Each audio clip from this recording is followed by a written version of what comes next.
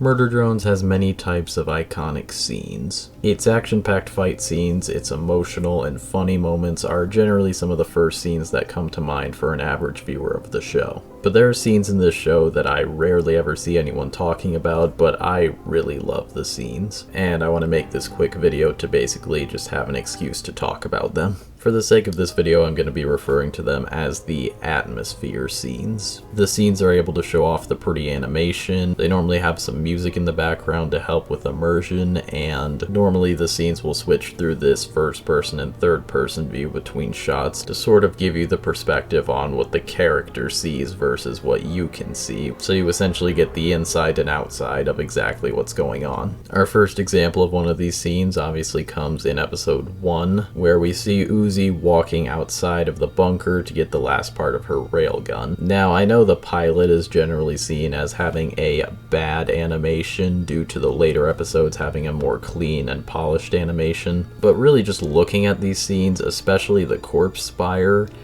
like, you can't deny the animation is still great. And I think this also speaks to how effective these scenes are, despite seeming useless. I mean, literally over a minute of this episode is dedicated to just Uzi walking around, not really doing anything. But to anyone who might think this scene is basically useless, I just want you to think about how different it would be if Kanan just closed the door on Uzi, and then it just cuts to when Uzi's right about to fight En. You would completely miss seeing things like the giant pile of corpses created by the disassembly drones. You potentially wouldn't see the disassembly drones as being as much of a threat as they actually are. You really get a good idea of the fear that these characters are experiencing when disassembly drones actually make their way in. And it's crazy how effective these scenes are as well, without even having dialogue throughout them. No character interactions or anything, it's just the atmosphere. Episode 4 then does this with Uzi walking over to a cabin in the woods. Again, at first, it really just seems like she's not doing anything besides just exploring, until obviously some foreshadowing for the Tessin reveal in episode 7. But it's just this fear that at any moment, something could attack Uzi. We know that pretty much at all times, there's something going after these characters. I love the song that plays during this scene, and the fact that we don't know what Uzi's looking for yet, we just know she's looking around and that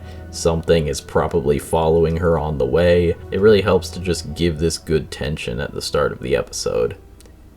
It's a shame that I don't really like many other things about this episode. Now, there's other episodes that have these scenes, but I think you get the idea of the atmosphere scenes by now. There's only one more that I want to talk about in this video, which is the atmosphere scene in episode 8, because this is where I think it's done the best. It's the opening of the episode, and we see everything on the planet slowly but surely crumbling in front of us. And it has this kind of eerie music, but it's still in some twisted way sort of peaceful. Unless, of course, you're watching a specific reaction video. Oh, breathe in! Breathe in! Breathe in! And then we cut to the teacher who, I mean, let's be honest, he gave up long ago. But after he's sent up into space, he walks outside just in time to see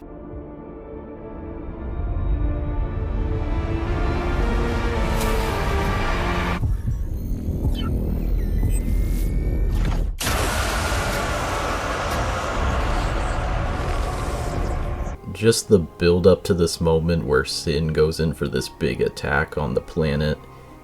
Beautiful. Especially with the way the kind of eerie music will cut in for a bit and then go to silence for a few seconds. I love it. From the sound design, with the build up, to the animation, to the atmosphere all around, it just checks off all the boxes on why I love these scenes. Thanks for watching.